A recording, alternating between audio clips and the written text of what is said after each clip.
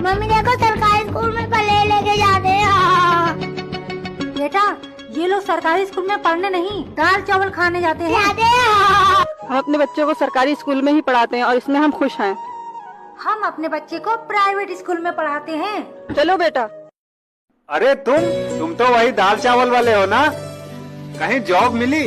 अरे तुम्हें जॉब कहाँ मिली होगी जब मेरा ये हाल है। मैं सरकारी टीचर हूँ और सरकारी स्कूल में बच्चों को पढ़ाता हूँ। ये सब कैसे हुआ? मैंने सरकारी स्कूल के बाद सरकारी कॉलेज में एडमिशन लिया, फिर बीएड किया, फिर मेरी जॉब लग गई।